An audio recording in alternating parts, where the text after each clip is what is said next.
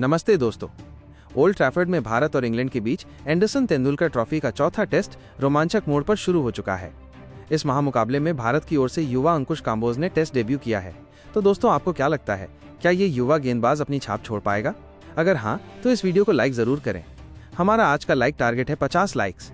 आज 23 जुलाई 2025 क्रिकेट प्रेमियों के लिए सचमुच एक यादगार दिन रहा।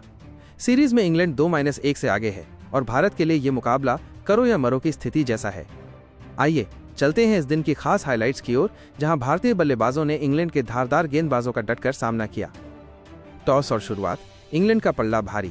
सुबह का माहौल ठंडा था और आसमान बादलों से ढका हुआ था। ओल्ड ट्रैफर्ड की पिच पर हल्की घास दिखाई दे रही थी, जो तेज गेंदबाजों के लिए मानो एक न्योता थी। इंग्लैंड के कप्तान बेन स्टोक्स ने टॉस जीता और लगातार चौथी बार टॉस जीतने का एक नया रिकॉर्ड बनाया। स्टोक्स ने पहले गेंदबाजी करने का समझदारी भरा फैसला किया, जो पिच और मौसम के मिजाज को देखते हुए बिल्कुल सही लग रहा था। भारतीय कप्तान शुभमन गिल ने टॉस हारने के बाद कहा, हम पहले बल्लेबाजी करने को तैयार हैं। यह एक चुनौतीपूर्ण पिच है, लेकिन हमारा लक्ष्य बड़ा स्कोर बनाना है। भारत की प्लेइंग इकाई में एक बड़ा बदलाव देखने को मिला। करुण नायर को बाहर कर उनकी जगह साई सुदर्शन को मौका मिला। साथ ही युवा तेज गेंदबाज अंशुल कांबोज ने अपना टेस्ट डेब्यू किया, जिसने सभी को उत्साहित कर दिया। दूसरी ओर इंग्लैंड की टीम में कोई बदलाव नहीं था और वे अपने पिछले प्रदर्शन से आत्मविश्वास से लबरेज दिख रहे थे। पहला सेशन, ठोस और संयमित शुरुआत। भारत की पारी की शुरुआत यशस्वी जायसवाल और केएल राहुल ने की। इंग्लैंड की ओर से जोफ्रा आर्चर और क्रिस वोक्स ने नई गेंद संभाली और उन्होंने अपनी गेंदों में जान फूंक दी। पिच में हल्की नमी थी और गेंद शुरुआत में जबरदस्त स्विंग कर रही थी, लेकिन जायसवाल और राहुल ने धैर्य का अद्भुत प्रदर्शन किया। पहले कुछ ओवरों में दोनों ने पूरी सावधानी बरती, लेकिन जैसे जैसे वे क्रीज पर जमते गए, उनका आत्मविश्वास भी बढ़ता चला गया। जायसवाल ने जोफ्रा आर्चर की तूफानी गेंदों का सामना करते हुए कुछ लाजवाब शॉट्स खेले। खासकर आर्चर की एक शॉट गेंद को उन्होंने कवर ड्राइव के साथ 4 रन के लिए बाउंड्री पार भेज दिया, जिसने फैंस को झूमने पर मजबूर कर दिया। दूसरी ओर केएल राहुल अपने चिर परिचित अंदाज में थे, शांत, संयमित और तकनीकी रूप से बेहद मजबूत। वोक्स की एक गेंद पर राहुल ने मिड ऑन की दिशा में एक शानदार ड्राइव लगाया, जो सीधे बाउंड्री तक गया और दर्शकों ने खूब तालियां बजाईं। पहले सेशन में भारत ने बिना कोई विकेट गंवाए 78 रन बनाए। जायसवाल 36 और राहुल 40 पर नाबाद थे। ये एक शानदार शुरुआत थी, खासकर ऐसी पिच पर जहां गेंदबाजों को मदद मिलने की पूरी उम्मीद थी। लंच ब्रेक तक भारतीय सलामी बल्लेबाजों ने इंग्लैंड के गेंदबाजों को कोई मौका नहीं दिया। कमेंटेटर सुनील गावस्कर ने टिप्पणी की, ये एक परिपक्व शुरुआत है। जायसवाल की आक्रामकता और राहुल की शांति का मिश्रण भारत के लिए बहुत अच्छा संकेत है। दूसरा सेशन, उतार चढ़ाव और विकेटों का पतन। लंच के बाद खेल में थोड़ा ड्रामा देखने को मिला। इंग्लैंड के गेंदबाजों ने अपनी रणनीति बदली और अधिक आक्रामक गेंदबाजी शुरू की। बेन स्टोक्स ने खुद गेंदबाजी की जिम्मेदारी संभाली और जायसवाल को परेशान करने की भरसक कोशिश की। स्टोक्स की एक शॉर्ट गेंद पर जायसवाल ने ऊपरी कट लगाया, जो थर्ड मैन की दिशा में सीधे छक्के के लिए गया। ये शॉट देखकर स्टेडियम में बैठे भारतीय प्रशंसक खुशी से झूम उठे। लेकिन जल्द ही इंग्लैंड को पहली सफलता मिली। 94 रनों के स्कोर पर क्रिस वोक्स ने केएल राहुल को आउट किया। राहुल 46 रन बनाकर जैक क्रॉली के हाथों कैच आउट हुए और ये भारत के लिए एक बड़ा झटका था, क्योंकि राहुल शानदार लय में दिख रहे थे। इसके बाद साई सुदर्शन क्रीज पर आए, जिनके लिए ये टेस्ट क्रिकेट में अपना दम दिखाने का पहला बड़ा मौका था। जायसवाल ने अपनी आक्रामकता जारी रखी और 96 गेंदों में अपना अर्धशतक पूरा किया। ये उनके लिए एक खास पल था, क्योंकि 51 साल बाद किसी भारतीय बल्लेबाज ने ओल्ड ट्रैफर्ड पर टेस्ट में अर्धशतक बनाया था। लेकिन उनकी शानदार पारी ज्यादा लंबी नहीं चली। लियाम डॉसन की गेंद पर जायसवाल 58 रन बनाकर हैरी ब्रूक के हाथों कैच आउट हो गए। भारत का स्कोर 120/2 था और अब कप्तान शुभमन गिल और साई सुदर्शन क्रीज पर थे।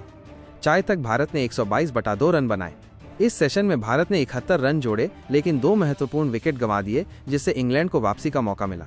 पिच में अब भी गति और उछाल था और इंग्लैंड के गेंदबाजों ने इसका बखूबी फायदा उठाया। तीसरा सेशन, भारत का पलटवार और पंत का आगमन। तीसरे सेशन में भारत ने फिर से लय पकड़ने की कोशिश की। शुभमन गिल और साई सुदर्शन ने सावधानी के साथ बल्लेबाजी शुरू की। गिल, जो इस सीरीज में शानदार फॉर्म में है, ने अपनी तकनीक और धैर्य का जबरदस्त प्रदर्शन किया।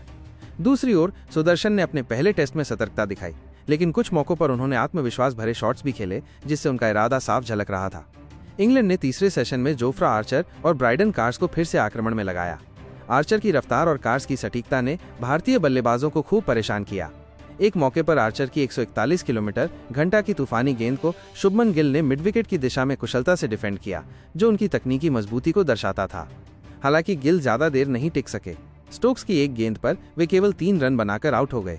अब क्रीज पर ऋषभ पंत आए, जिनका इस सीरीज में बल्ला जमकर बोल रहा है। पंत ने आते ही आक्रामक रुख अपनाया और स्टोक्स की गेंद पर एक शानदार कवर ड्राइव लगाया, जिसने दर्शकों को तालियां बजाने पर मजबूर कर दिया।